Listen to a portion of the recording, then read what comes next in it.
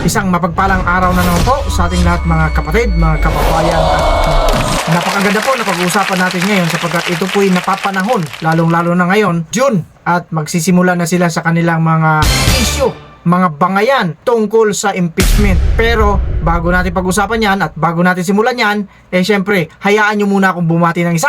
Magandang umaga po, Luzon, Visayas at Mindanao. At syempre pa, sa mga kapatid natin, mga kababayan natin na nasa iba't ibang panig ng mundo. Magandang umaga, magandang tanghali, magandang hapon, magandang gabi po sa inyong lahat dyan. Kamusta na po kayo?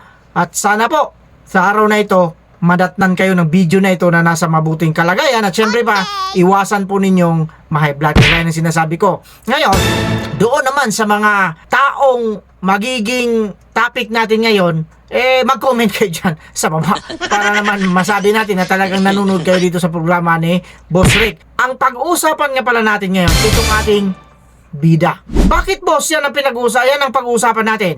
Syempre, ito yung center of attraction. Kilala na ninyo, di ba?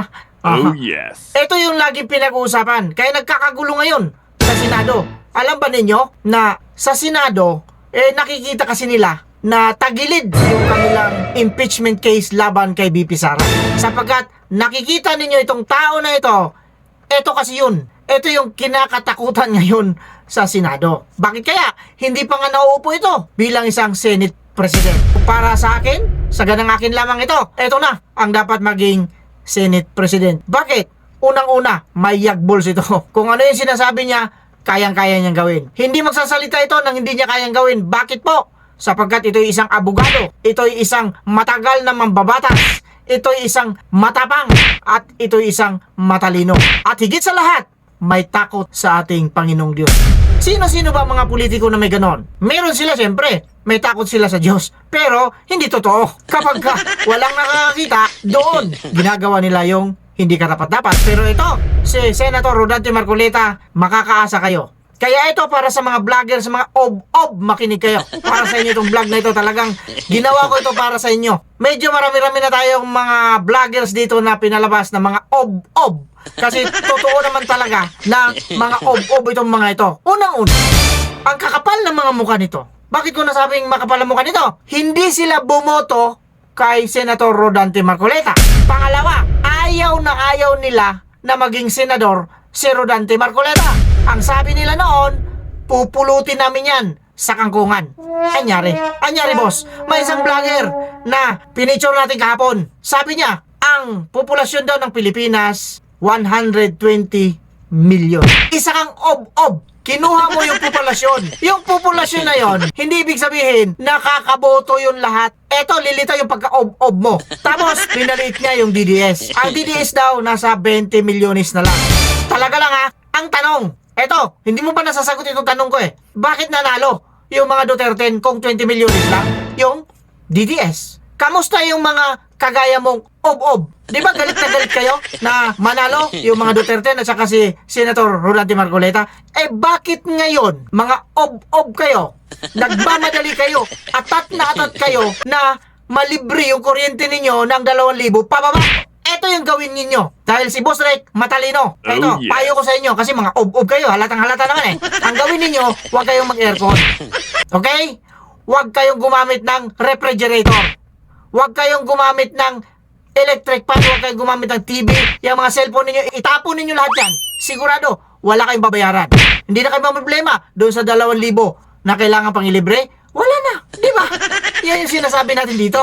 Pero kung mga ob-ob kasi kayo, gumagamit kayo ng aircon ninyo. Ang lalakas pa ng aircon ninyo. Kagaya din ninyo, ang lalakas ng hangin ninyo. Ang lalakas ng refrigerator, ang lalaki pa. Hindi kayo makatulog kung wala kayong refrigerator. Baka mayroon pang massage chair dyan sa inyo. Ang kakapal naman, pagmamasahiin ko kayo Gusto nyo na masahe? Pumunta kayo dito kay Boss Rick. Manood kayo dito. Mamasahiin ko kayo. Inaasa ninyo yung consumption ninyo sa kuryente doon sa sinabi ni Senator Rodante Marcoleta. Mga ubob, makinig kayo. Makinig kayo mga ubob. Yung mga subscribers ni Boss Rick, matatalino yan. Meron dyan mga, syempre mga ubob din. Pero hindi naman lahat.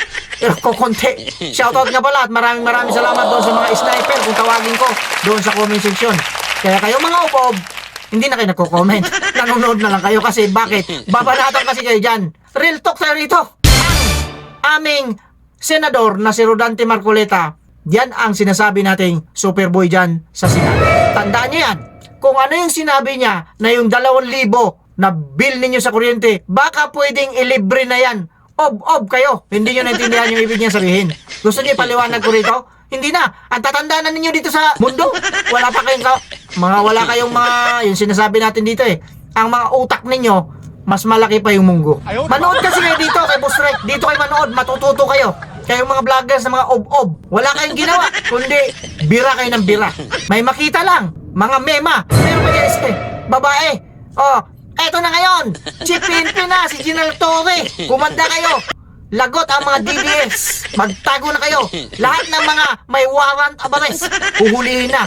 Nek-nek mo. Pinagmamalaki mo yan si General Torre. Bakit? Gusto mo rin utusan yan? Ang kakapal ng mga mukha ninyo. Pulis yan ng buong Pilipinas. Nabubulol talaga ako pag kayong kausap ko eh. Pulis yan ng buong Pilipinas. Hindi yan pulis, hindi yan Chief PNP para lang sa inyo mga hunghang. Lalo na ikaw, mahilig ka sa R. Ang hihilig ninyo. Sa pagsasalita mo pala, may diferensya ka na. Ginagaya mong spokesperson. Tingnan mo yung mukha mo, tabingin na. Hindi ka pa nga nasampal, tabingin na mukha mo. Paano lang pag nasampal ka? Yan ang sinasabi ko sa inyo eh. O si Bullfrog, nawala na rin. Kayong mga vloggers. Ayusin mo, boss. Ayusin mo. Kayong mga vloggers. Yan. Ganyan, boss. Ayusin mo. Huwag kang kasi babaya. Hanginin ka niyan. Tatabi niya mukha mo. Gusto mo tumabingin mukha mo, boss? Ay, wag. Diretso mukha ko. Diretso rin yung pag-iisip ko. Hindi kagaya nila baluktot. Yung diretso kasi ginagawa nilang baluktot. Si Marcoleta na napakabuti, napakagandang ehemplo na maging senador. At senador ngayon, ginagawa nila ng kung ano-anong issue. Doon pa lang sa pagkandidato niya, kung ano-ano pinupukol nyo. Pukulin ko kayo eh. Mga ob kayo. Sino pinagmamalaki ninyo? Yung mga kandidato ninyo, dilima. Nanalo yan kasi congressman, party list. O dating senador. Ganito yan, kakapal na mga mukha nitong mga ito eh. Natalo sila sa medyo mataas na level. Babanat yan dito sa baba. Si Trillanes, dating senador, naging mayor ng Caloocan. Anyari? Olats! Yan ba yung mga manok ninyo? Tingnan ninyo. Yung sa amin, galing sa party list, inapi, inaway, ngayon, hayang-hayang buhay. Nandun na eh. Sa Senado na eh. May pag-asa pa na maging Senate President. Ano kayo ngayon? Nga. Kaya kayo, magpakatino kayo. Huwag kayong maging ob-ob. Kasi yung pinagmamalaki ninyo na si General Torre, Chief PNP, baka yan pa ang aristo sa inyo, mga ob-ob kayo. Iniisip kasi ninyo eh. Akala ninyo, inyo na yan. Inyo na. Iuwi na ninyo sa bahay ninyo, doon na ninyo patirahin. Para siguradong safe talaga kayo, mga ob-ob kayo. Pare-pareho. Pag-uuntugin ko kayo eh. Galit nyo na naman si Boss Rick eh. Pero bago tayo magtapos dito, gusto ko lang magpasalamat sa lahat ng mga tumatangkilik sa mga videos natin. Mga syempre, mga silent viewers. Hindi lang sila nagsasalita. Nanonood sila.